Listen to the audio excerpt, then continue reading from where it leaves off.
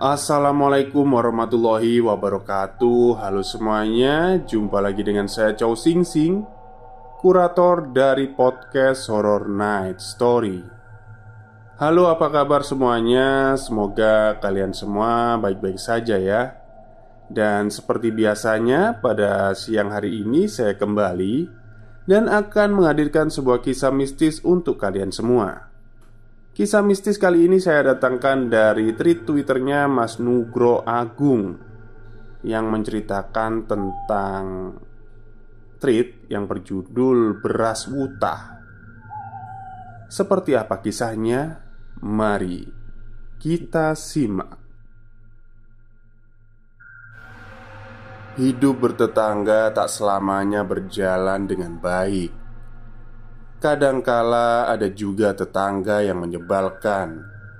Ada yang suka memperkeruh masalah. Harusnya bisa diselesaikan dengan lapang dada. Karena gengsi, masalah kecil jadi tambah besar. Bahkan ilmu hitam kerap dijadikan jalan pintas. Cerita ini diambil dari kisah nyata di tahun 1998. Nama dalam cerita ini saya samarkan agar tidak ada pihak yang merasa dirugikan. Nama yang digunakan adalah nama karangan. Tidak ada kesamaan dalam penokohan. Itu hanya kebetulan saja. Pak Sastro berdiri di depan pintu kamar Andang. Raut wajahnya memperlihatkan kemarahan. Tubuhnya mendekat. Tangannya langsung mencengkram tubuh anak kelas 2 sekolah dasar itu. Tamparan bertubi-tubi melayang ke muka Andang. Tubuh bocah itu dilempar ke pojokan kasur. Masih belum puas dengan itu semua, diambilnya bantal dan dipukulkan ke tubuh Andang sampai sobek. Kapas berhamburan. Bocah itu hanya bisa menangis karena terus ditampar sampai tak terasa dua giginya jatuh. Darah keluar dari mulut menetes ke spray kasur yang menimbulkan bercak merah. Andang menangis sejadi-jadinya. Bu Sastro datang dan Pak Sastro seketika berhenti. Matanya menangis sadis ke arah bocah yang menangis ketakutan di pojokan. Seakan dia sudah melakukan kesalahan yang tidak bisa dimaafkan. Bu Sastro menangis. Dalam hatinya dia bertanya, setan apa yang sedang merasuki suaminya itu? 1998. Andang Wahyu Suseno, bocah 8 tahun, masih senang-senangnya belajar banyak hal. Tahun ini dia masuk sekolah mengaji, belajar mengaji dan beberapa aturan dasar dalam agama Islam. Andang memang dikenal aktif, cerewet, dan suka lepas kendali. Tapi waktu itu Andang hanyalah anak biasa saja, seperti yang lainnya. Setiap pagi, Andang berangkat sekolah untuk menempuh pendidikan dasar. Sorenya Andang belajar membaca Al-Quran. Waktu kosongnya sering diisi dengan bermain bola, berkumpul dengan temannya di lapangan kompleks rumahnya. Bapak dan ibunya dulu tidak menempuh pendidikan secara baik. Faktor ekonomi yang kurang merata di desa membuat Bu Sastro putus sekolah dasar dan Pak Sastro tidak bisa melanjutkan pendidikannya setelah lulus SD. Dari pengalaman itulah orang tua Andang tidak ingin anaknya merasakan hal yang sama. Andang harus bersekolah, harus berpendidikan, agar nasibnya tidak hanya menjadi pedagang kecil yang usahanya saat itu hanya bisa untuk menyambung hidup. Keluarga Sastro berasal dari desa yang berbatasan dengan Jawa Tengah dan Jawa Timur.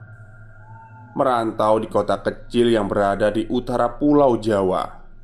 Harapannya bisa mengubah hidup dengan berdagang di pasar. Sebagai warga pendatang, Pak Sastro selalu bilang kepada Andang, Dewa Mawacara Negara Mawatata, yang artinya setiap daerah punya aturannya masing-masing. Kita hanya bisa mematuhi dan berusaha hidup damai di dalamnya. Saat Andang belajar mengaji, beberapa teman kompleks rumahnya juga belajar di tempat yang sama. Tak terkecuali Rati, yang rumahnya bersebelahan dengan rumah Andang.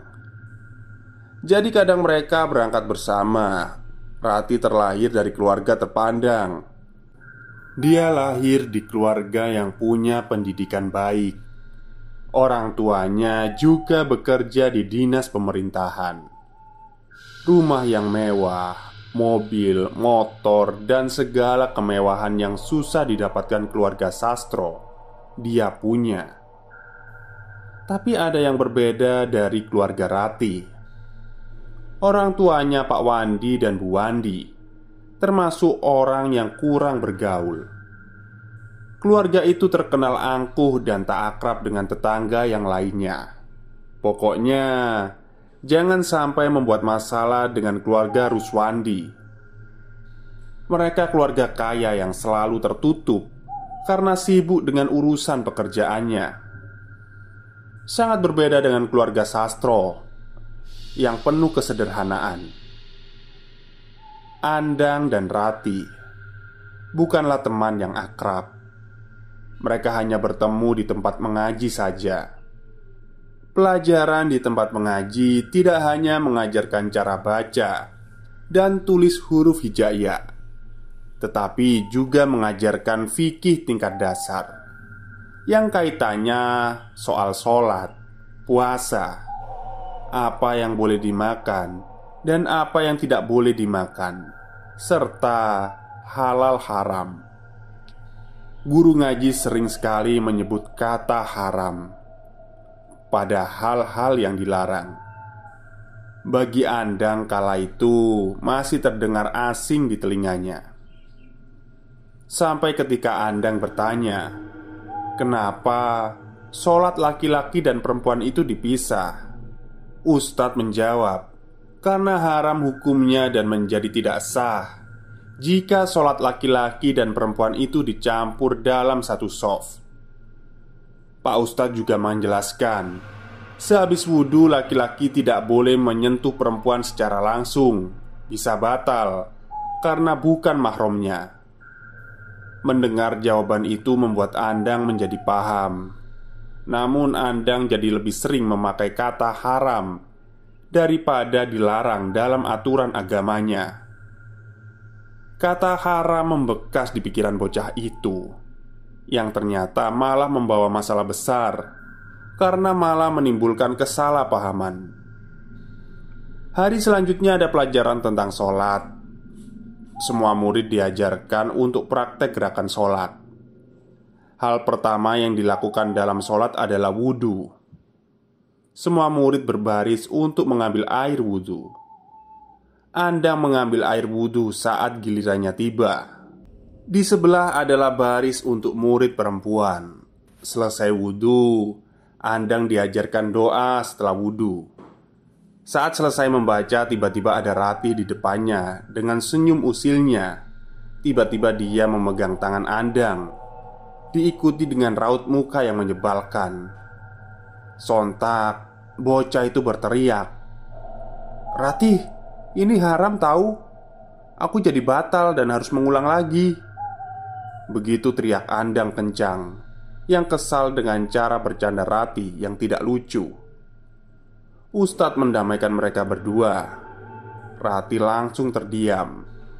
Andang masih kesal karena harus mengulangi proses wudhu lagi. Selama pelajaran sholat, Andang dan Rati tidak saling bicara. Mungkin Rati kaget dengan cara merespon Andang. Mungkin juga Andang yang masih marah dengan ulah Rati. Sepulang mengaji, mereka berdua pulang sendiri-sendiri. Kebetulan Rati saat itu dijemput oleh Bu Wandi. Hari Sabtu, hari libur untuk kegiatan mengaji. Andang melihat ke depan. Dia melihat Pak Sastro yang sedang membersihkan teras depan rumahnya dari daun pohon jambu yang jatuh berserakan. Bu Sastro sedang mencuci di kamar mandi. Merasa tidak ada hal yang bisa dilakukan, akhirnya Andang kembali ke kamar, bermain dengan beberapa mainannya. Tak beberapa lama kemudian, sayup-sayup terdengar suara orang ribut di depan rumah. Intonasi suara yang tinggi dan kata-kata kotor yang keluar. Terdengar di telinga Andang kalimat yang diucapkan oleh seseorang. "Dasar orang perantau gak tahu diri. Kalau gak bisa mendidik anakmu, bawa ke kami, biar kami beri pelajaran." Andang penasaran dengan apa yang terjadi di depan. Baru saja tubuhnya mau berdiri, dia sudah melihat Pak Sastro yang berada di depan pintu kamarnya. Matanya melihat tajam ke arahnya. Mukanya memerah. Tidak ada kata dari mulutnya yang keluar. Saat itu juga Pak Sastro menghajar habis-habisan tubuh kecil Andang. Tanpa dia tahu apa sebenarnya yang terjadi, rasa malu membuat pikiran Pak Sastro kacau. Emosinya naik mengalahkan logika. Bu Sastro yang lambat dalam respon masalah ini datang dengan perasaan yang hancur melihat anak lelakinya babak belur dihajar oleh suaminya. Kamar anak itu berantakan, kapas berserakan. Baju anak itu compang-camping, keluar darah dari mulut dan hidungnya serta dahinya. Bu Sastro hanya bisa pasrah dan menangis dan bertanya pada suaminya, "Ada apa toh pak? Andang bikin ulah apa lagi?" Anak ini selalu bikin malu," jawab Pak Sastro. "Bapak malu dilabrak oleh keluarganya Ruswandi. Di depan tetangga yang lain, Bapak dicaci maki karena masalah yang kamu buat kemarin dengan Rati kemarin. Ngomong apa kamu, Dang, sama Rati? Ngomong apa?" Andang masih diam, bingung dan menangis di pojokan, menahan lukanya, menahan rasa takutnya. "Woi Pak Sastro, kalau nggak bisa mendidik anaknya sampean, bawa ke sini. Saya hajar mulutnya anaknya sampean itu yang rusak." Terdengar suara dari balik tembok kamar Andang. Suara itu adalah suara Bu Wandi yang berteriak dari samping rumahnya. Posisi rumah antar tetangga memang berdempetan. Sialnya lagi, ventilasi rumah keluarga Pak Sastro berada persis di sebelah halaman samping rumah keluarga Ruswandi.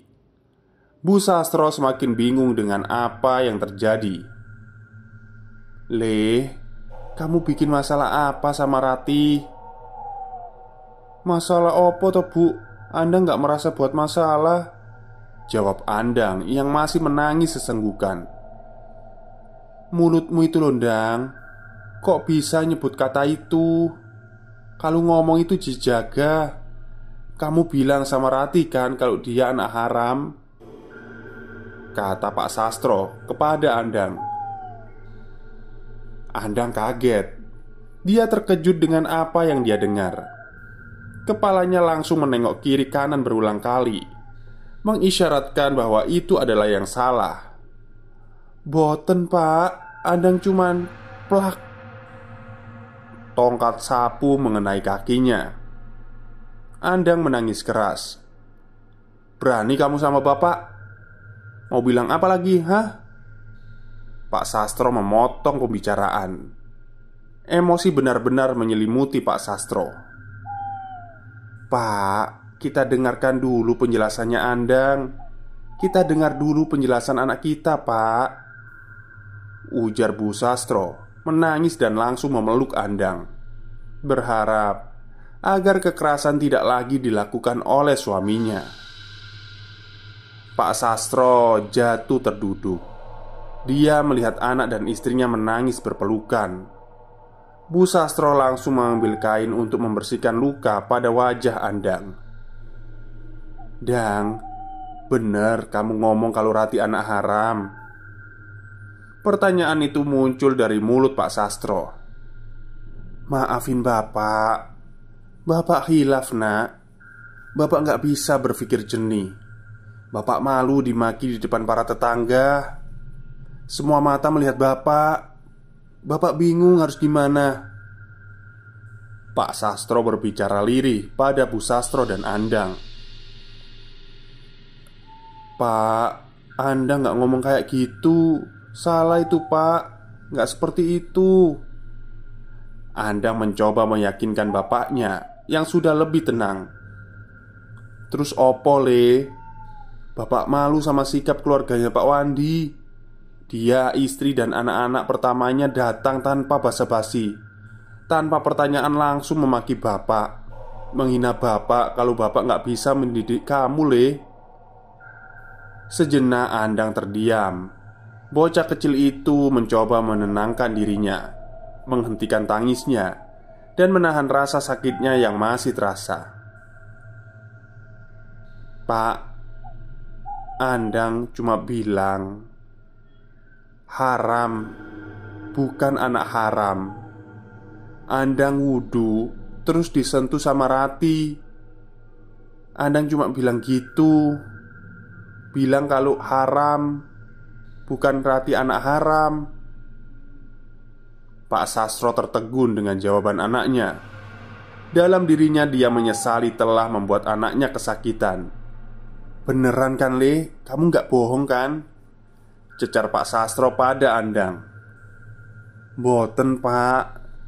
Nek bapak gak percaya, bapak tanya ke Pak Ustadz.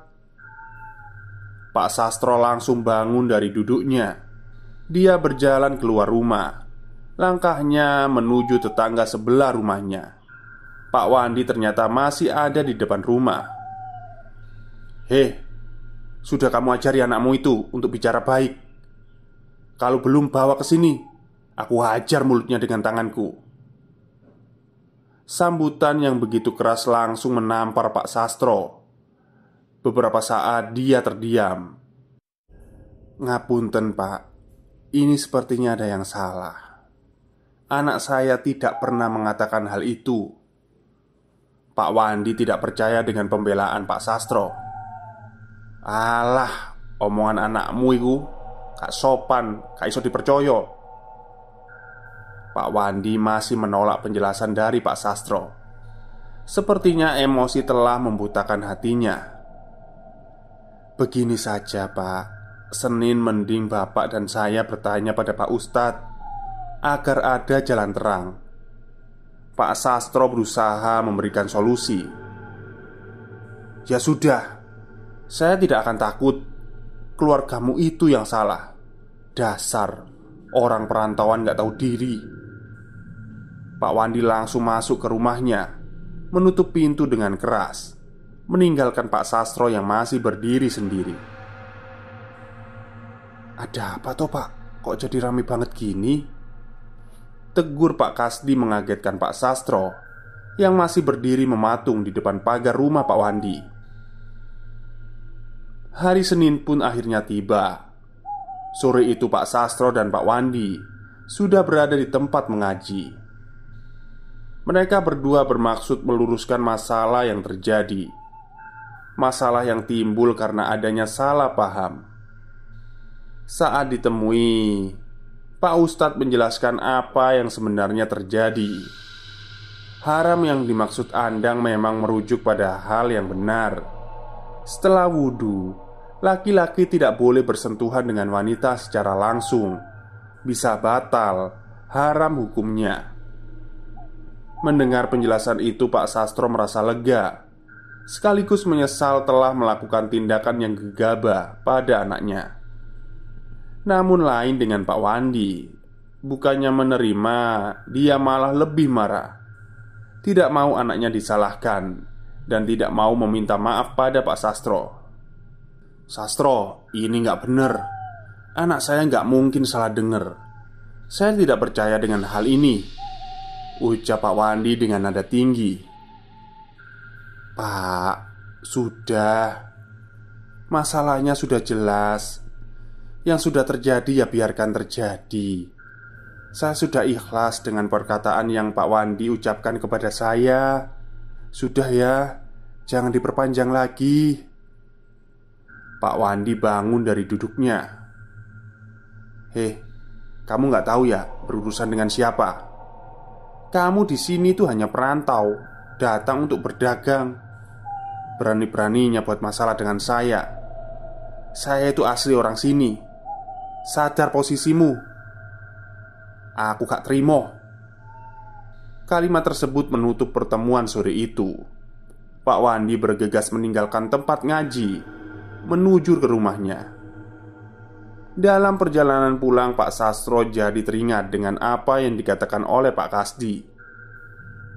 Pak Wandi itu orangnya keras, gengsinya tinggi, dan selalu ingin merasa benar. Kalau saya sih malas berurusan dengan orang itu.